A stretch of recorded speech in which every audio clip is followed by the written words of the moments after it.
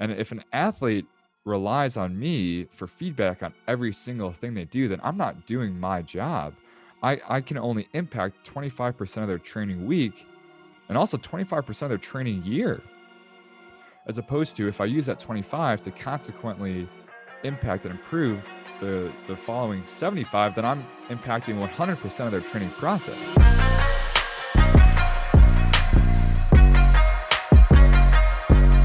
Welcome to the Talking Shop podcast, where I'm here to share stories, lessons, and experiences in sports performance and professional development. I'm your host, Matt Tometz, and today I'm bringing you TSP 87 using a question-based interaction coaching style, my experiences, what you can learn from it, and everything along those lines. So let's get into it. So first, the premise, or kind of what's the point? Why make this episode? How does this help you as a practitioner? And it's a very simple premise. So let's just use round numbers. 25% of an athlete's training week is done in front of my eyes as a coach or your eyes for your athletes. How do I maximize my time of those 25% to subsequently impact and improve the following 75% when they're on their own? So you're basically just teaching them how to coach themselves instead of just coaching at them or them being super dependent on your feedback, or when you guys are actually together. You're using that time together to give them the tools to then coach themselves when it comes time for them to not train in your facility, in the weight room, and everything like that. So what this actually is, so question based. So it's interaction, so it's collaboration, it's discussion, it's going back and forth. And question-based interaction, so it's collaborating with your athlete. It's more with them instead of at them. Question-based interaction coaching style.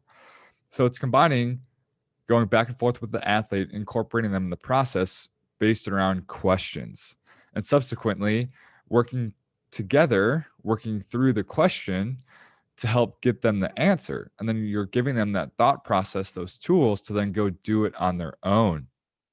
And what this is not giving them all the answers. This isn't speaking at them one-sided communication, how coaching is normally done. Good, bad, oh, get your knees higher, da da da. And I'll give a lot of examples, but it's question-based interaction coaching style, kind of like I titled this podcast. But hopefully I explain what it is and what it is not. So what I've learned. So just throughout the years of doing this, in being intentional about asking athletes questions about their reps, what they thought, how they felt, is that some athletes have absolutely zero self-awareness. And this is just a funny example that I have on a daily basis. Is I'll ask an athlete, they'll run a sprint. How'd that feel? What'd you think of that rep? I don't know. Well, do you think it was faster? Or did you think it was slower? I don't know. How am I supposed to know? And that sounds kind of funny. Well, because it is funny, but you would be surprised how frequently an interaction like that happens when you're attempting to do this question-based coaching style. So there's some athletes that just from square one, just clock in, clock out. And I'm not saying that's right or wrong. It's just the type of athlete, that's the type of coach that they've always had, where that's just they lean on their coach to tell them good, bad. They just run, and that's just that. So that's one type of athlete that I've experienced, is ones with absolutely zero self-awareness. Some athletes have absolutely only some self-awareness. I don't think absolutely is supposed to be in there. So an athlete will finish a rep. They're like, oh my gosh, that was so bad. I'm like, okay, cool. Why was it bad? And the athlete goes, it was just slow. I'm like, well, why was it slow? And they're like, because I ran terrible. So there's some athletes where they can distinguish between good, bad, fast, slow, if they try to do what we talked about doing, but they don't have all of the pieces together. So there's ranges of athletes that you'll experience that have these skills or don't have these skills when doing this question-based interaction coaching style. But it's just so funny. It's like you're so close, so you're almost there, but they just keep rephrasing the same thing: bad, slow, terrible. And another thing I learned is that some athletes lie, and not lie is some negative, intentional, sabotaging way. But like if I had $1 for every time that I I I heard this, I would definitely have a lot of dollars. I'll put it that way. So an athlete will complete a rep, and I'll go, "Whoa, that was way better." Like you did everything we talked about. Like, did you feel that? And that's like, yeah. I'm like, did you actually feel it, or are you just saying that? And they're like, I'm just saying that. And here's something that I want to take out of this example as well is that whenever this interaction goes down, where I asked them if they actually felt it or not, and they basically said that they just lied, is I want you to tell me the truth. Like, I want you to tell me if you felt it or didn't feel it, because that's the only way that I can help you. Like, you have to let me know where you're at, how it's feeling, how it's going. Because, I mean, like, if there's one take home thing from this, or something you can do, is ask your athletes once you kind of give them the feedback. If they felt it, ask them if they actually felt it. So it's going back to this interaction, right? This collaboration, we're working together to help you get better as an athlete, where they don't feel comfortable subconsciously telling the truth, and then that just reflects, like, did I create an environment where they don't feel comfortable saying that they did or didn't feel something, and I put, some athletes lie casually. Like I said, it's not intentional. It's just that's what they think is always right. And that could be because the sport coach that they normally work with is just super hard on them, or maybe that's just what they're familiar with.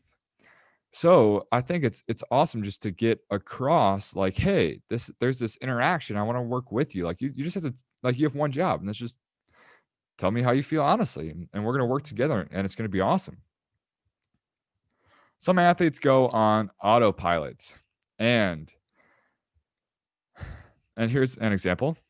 So an athlete will complete a rep, and I'll say, what'd you think of that one? And they'll say bad. I'm like, well, why was it bad? And they're like, because you asked. Like, you only ask how I felt when it was bad.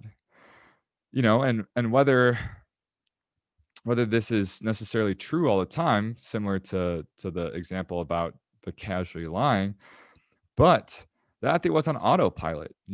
They were so conditioned to, if it was good, I would say good, or I would say nothing. And then if I would say, what'd you think? How'd that feel? Is that there was something wrong, you know? And it's some of my favorite light bulb moments are when I ask, what'd you think? And they're like, good, question mark. And I'm like, or they'll say good. And I'm like, was that a question mark, or was that a period? They'll say, no, I think it was good. I'm like, yeah, it was good, and then they're like super surprised, like that they were spot on with how they felt, and it was good. So if you unintentionally, and I'm not putting blame on anyone here, these are just observations. If you unintentionally create this environment to where they can get conditioned to a certain thing, you say good if it's good, you ask a question if it's bad, then that's just going to decrease their mental engagement. They're going to be on autopilot, kind of like I said here.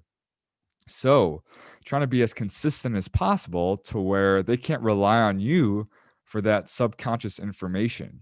They finish the rep. The first thing they do is look at the coach, and if they give you a thumbs up, it's good. You know, or imagine imagine what kind of roller coaster they would go on if you gave them a thumbs up and you say, "Okay, now what can you make better next time?"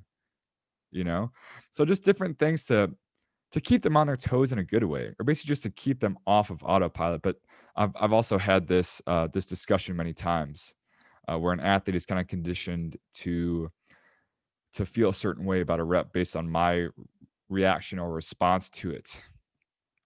Next thing I've learned is just intuition wise, athletes sometimes, usually, I don't want to speak in absolutes, so I'm going to be kind of general here. Some athletes are usually closer with their first guess than farther. So now, with all things like this, there's going to be context. And I'm not saying that they can judge themselves to the thousandths of a second, which we can time at TC Boost Sports Performance. But I'm saying normally, like, they'll say stuff like, "Oh my gosh, that was so slow," or "that was way faster." Like, what was my time?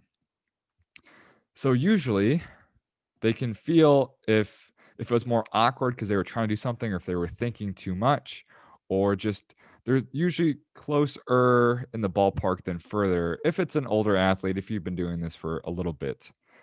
And then I'll follow that up with, if they're on the right track, I'll say, yeah, you're right, but why? So if I had to go back to the premise of this question based interaction coaching style, that's a mouthful. I probably should have made it a little more concise.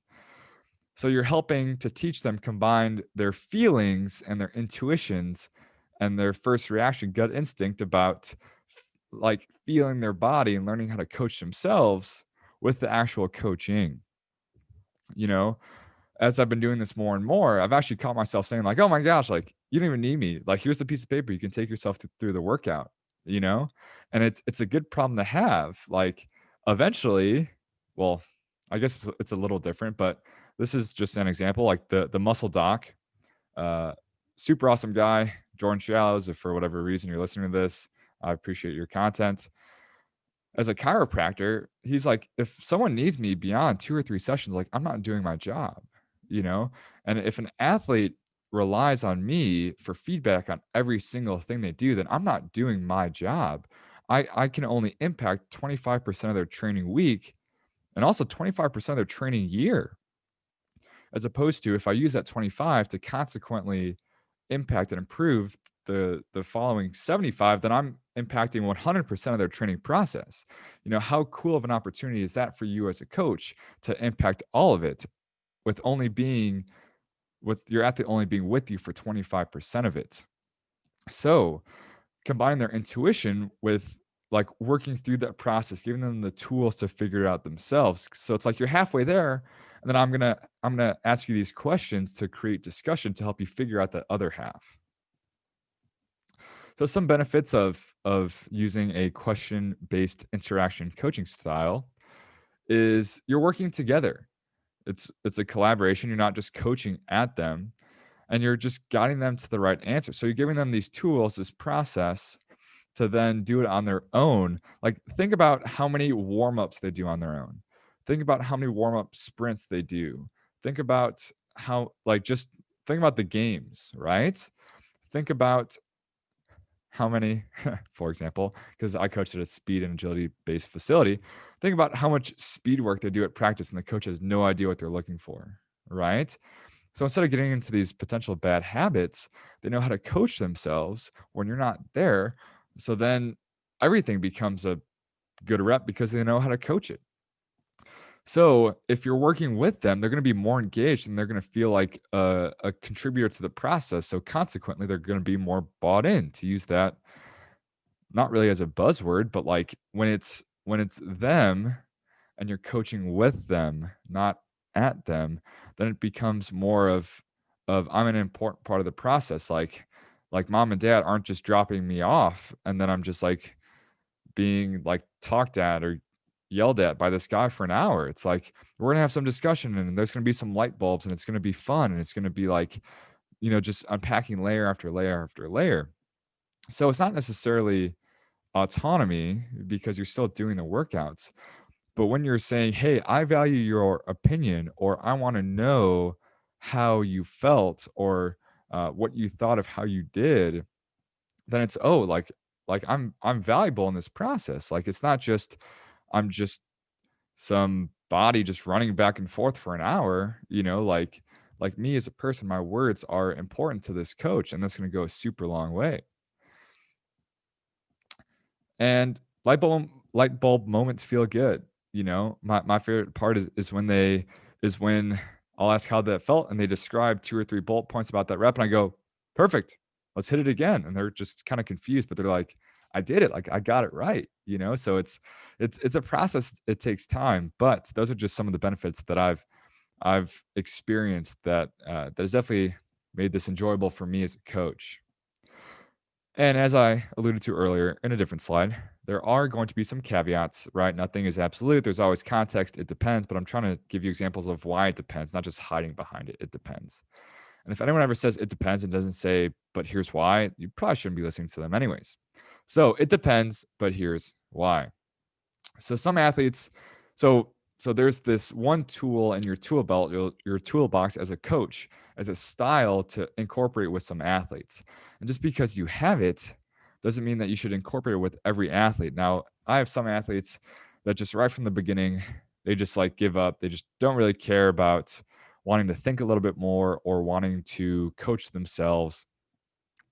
And I'll say, "Hey, how'd it go? What'd you think?" They're like, "Fine." I'm just like, "Oh, do you think it was fast or slow?" It's like, I don't know. And well, probably if you just keep asking them after every single rep, 2 workouts a week for a month, they're probably gonna get annoyed with you, and they're probably not gonna wanna train with you anymore. So, just be conscious that this is an awesome tool, but it doesn't mean that it's gonna work with every athlete, or every athlete is going to want that, because some athletes, they just want to be told what to do. They wanna work hard, get sweaty, and, clock in, clock out, which is fine, which is totally fine. You can't fit square pegs into round holes, or however that goes. So there's a caveat that it depends, because not all athletes want this type of coaching style. The second caveat of why it depends is that you have to, so similar with PRitis, not to go down my whole sports science rant, but whether it's communicating data or anything along those lines, it's all relative to athletes' expectations and what they think is going to happen, or just what is expected of them, right? So, what an athlete is probably just conditioned to, whether it's in class, is or school, or just their sport, is that they get asked a question and there is a right or a wrong answer, and they either feel smart or they feel dumb, and there's all this social pressure and all this stuff like that. So just explaining to your athletes, it's like, hey, I'm asking these questions because I want you to learn yourself more. This is a process. We'll get better at it. So there is no right or wrong, and there is no like gotcha moment. There is no like, I'm not trying to make a fool of you. You know, if an athlete goes, oh, I feel like that one was way faster, but guys, it's actually a little slower, not by much. We're within our range for today, but I do agree that it was better because you hit on the one and two things we talked about. So similar to the how athletes casually lie, how can you communicate the purpose of this? What is their role in this interaction-based coaching style for them just to have a better understanding, and then they can consequently better contribute to this process. So I'm not saying you have to give them a PowerPoint presentation on, hey, here's how I'm going to coach you. Here's what I'm expecting of you. But the first few times doing this, if you see some kind of wheels turning in their head, or if you see some kind of just question marks in their head or whatever, it's okay to like take a minute and just like talk through like um or I mean, I guess with all of the examples, how I would consequently explain to the athletes, where it's like, I need your honest answer. There is no right or wrong. We're going to work together. Well, no, I don't just only ask when it was bad, you know? So there's things that just come up over time. You'll have your own coaching style with consequently how you coach this style and communicate with your athletes. But there is this factor of the athlete's interpretation of what they're expecting to happen in general, and also what they're expecting the expectations of themselves, or they're expecting their role to be in this process. And then last, so it might not be for all age groups, aka younger people. So same thing, how not only with all athletes within one age group, but younger athletes, their arms and legs are all over the place. They're just there to have a good time. So just be conscious that just because you have it doesn't mean you have to use it. So action steps. Let's do it. This will be a quick one. This will be like 20 minutes or so. So first, when an athlete does a power clean, when they do a sprint, when they do a jump, when they do whatever it may be, just say, hey, how'd that go? Like, what'd you feel? How'd you feel you did X on what we talked about to focus on? And then kind of just go from there. And you'll learn athletes, and with every example that I gave about the athletes that have no awareness, They have some awareness. They're usually right, some lie. I was just having a Rolodex of athletes just in my head of who fits into what category. So you'll learn your athletes as you go. You won't have all of the answers right from the beginning, but you'll be super fascinated by the athletes' responses and how they choose to interact with this question-based interaction coaching style. And then you kind of just take mental notes, and then you just try different stuff up, and then things will reveal themselves about how your usual coaching style goes. When the athlete goes, oh, well, you only asked when it was bad. So I think you'll be pretty interested to see kind of the results that you get. So then you ask how they thought that one rep went, faster, slower, better, worse. And then I'm like, if it was faster, better, be like, good. Like what did you do that we talked about? And that's almost like it answers itself, but like, do they know what they were thinking about, right? Or if I say, hey, like were your knees were way higher, or like, do you think your knees were higher? Well, I'm kind of giving them the answer, as opposed to like what did you do that we talked about? Well, then they have to be thinking about, okay, what did we talk about? What did I actually work on? And if they were listening from the beginning and they did work on it, then they should have the answer already. But you can see how just in how you phrase stuff can consequently affect their answer, So if I say, hey, were your knees higher? Or how did it feel getting your knees higher? Versus like, did you do what we talked about? Or what do you think made you faster on that rep? Are two completely different things for the athlete to think about. So just being conscious of the value of your words as a coach and how you phrase things is going to go a super long way. So then you say, okay, well, it was slower, but why? Or like, why did you feel bad? So they're halfway there. And instead of giving them the other half of the answer, I'm trying to work with them to come to the conclusion together as this like coach athlete partnership. And then say, okay, like what can we work on for next time to make that feel less awkward or to make it faster? You can ask them, what did you do? Or like, why was that faster? And I kind of already explained this like 30 seconds ago, but what they can do for next time, what they accomplished that consequently made it better, and then, what they can build on from there. Be conscious of which athletes have a decent grasp on self-awareness and which athletes don't care at all. So like I said, it doesn't work for every athlete. Some athletes are going to be farther along on this path of being able to coach themselves. Some athletes just won't even care. So just being aware that you have to learn just as much as you get better at doing this as a coach, your athletes will get better at it themselves. So you have to be conscious when to use it, not use it, how to use it, how to change it, as well as how to change it for individual athletes, how to implement it with individual athletes. So there are all of these, it depends, but hopefully I've been doing a decent job of showing when you would or wouldn't do certain things. So just being aware or knowing that you are going to have to figure out which athletes like it, don't like it, are closer, farther along. So just being aware of that aspect of it. And the style can and should be modified for each athlete. And kind of just make notes on, okay, I tried being a little bit more direct with this one athlete. Okay, this one athlete, I asked if they were telling the truth and they seemed to respond to that. So I'm going to keep that up. And just, it's a process of learning this and getting better at it, like I said, for you and also your athletes. So there you have it. TSP 87, a question-based interaction coaching style, my experiences. So just to sum it all up, you're using the 25% of your time and the athlete's reps when you guys are together, let's say just in a training week, to consequently affect and impact additionally the other 75%. So you as a coach, you're affecting 100% of their training week and their training month and their year by giving them tools, giving them thought processes, self-awareness to then coach themselves when you guys aren't together. So by using questions while you're coaching, you're creating discussion, interaction, collaboration to where the athlete's not going to be on autopilot, to where they're going to have to be conscious of when they're actually training.